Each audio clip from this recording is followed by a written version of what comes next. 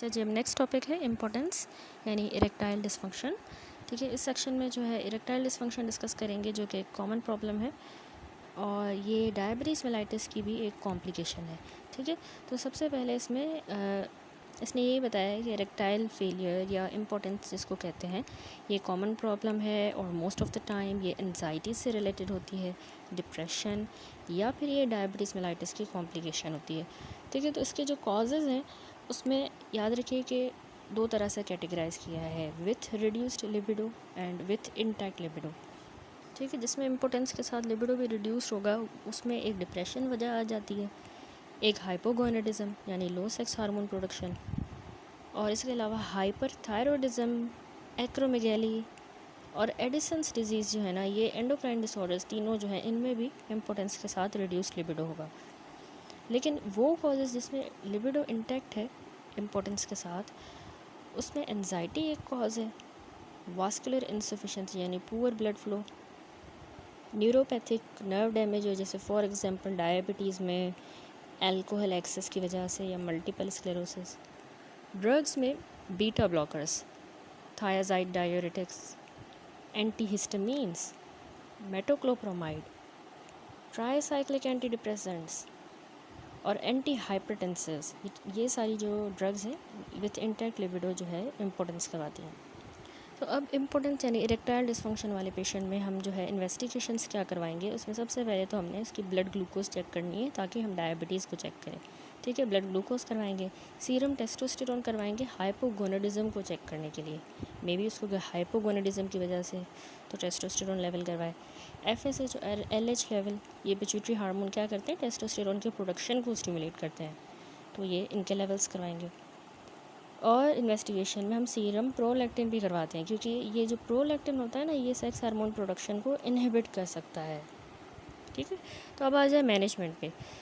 Clinical practice में involve करती है क्लिनिकल प्रैक्टिस कि हमने जो है ना मेडिकेशन को एवेल्यूएट करना है और अगर ज़रूरी है तो उस मेडिकेशन को हम चेंज कर देंगे विथ सम अल्टरनेटिव ट्रीटमेंट। ठीक है, कोई और अल्टरनेटिव ट्रीटमेंट दें जो अगर मेडिकेशन की वजह से उसको इम्पोर्टेंस है। अगर हाइपोगोनेडिज्म वजह निकली है तो हम टेस्टोस्टेरोन देंगे। डायबिटिक न्यूरोपैथी में ओरल जो सिल्डेनाफिल है, वियाग्रा के नाम से ये ड्रग है, एक फॉस्फोडाइएस्ट्रेज इनहिबिटर है। ठीक है, डायबिटिक न्यूरोपैथी वाले में इम्पोर्टेंस के लिए हम ये सिल्डेनाफिल देते हैं, ये फर्स्ट लाइन थेरेपी होती है। नाइट्रेट्स याद रखिएगा, इसमें कॉन्ट्रा इंडिकेटेड होते हैं वियाग्रा के साथ, क्योंकि अगर उसके साथ हम नाइट्रेट्स देंगे तो उसमें रिस्क होता है सीवियर हाइपोटेंशन का। ठीक है, क्योंकि वो भी फॉस्फोडाइएस्ट्रेज इनहिबिटर है, वो भी नाइट्रेट डायलेट करेगा तो बहुत ज़्यादा BP लो हो जाएगा, सीवियर हाइपोटेंशन। तो ठीक है, तो ट्रीटमेंट में मैनेजमेंट में हमने सबसे पहले तो जो मेडिकेशन है उसको इवेल्यूएट करना है, चेंज करना है अगर वो मेडिकेशन की वजह से हुआ है, और कोई अल्टरनेटिव ट्रीटमेंट देंगे। अगर हाइपोगोनेडिज्म है तो उसमें टेस्टोस्टेरोन देंगे। इसी तरह मैंने आपको बताया कि अगर डायबिटिक न्यूरोपैथी की वजह से हुआ है तो उसमें जो ड्रग ऑफ चॉइस देते हैं वो है ओरल सिल्डेनाफिल, वियाग्रा। ठीक है, और उसके साथ नाइट्रेट्स कॉन्ट्रा इंडिकेटेड होते हैं क्योंकि सीवियर हाइपोटेंशन का रिस्क होता है। इसके अलावा मैनेजमेंट में पेनाइल प्रोस्थेसिस भी है, वैक्यूम कॉन्स्ट्रिक्शन डिवाइस और injection of prostaglandin E by patient himself. ठीक है, ये भी इसमें ट्रीटमेंट ऑप्शंस है।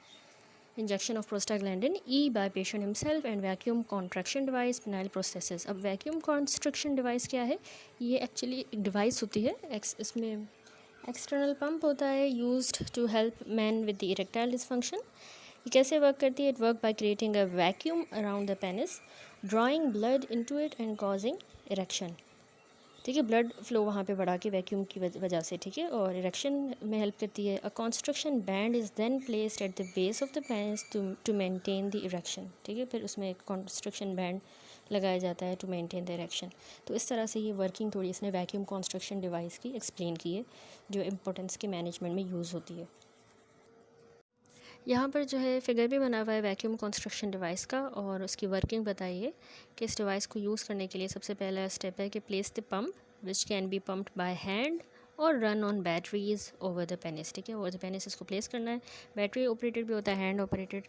उसके बाद pump the air out of the cylinder so that a vacuum is created. The vacuum draw blood into the shaft of penis and cause it to swell and become erect.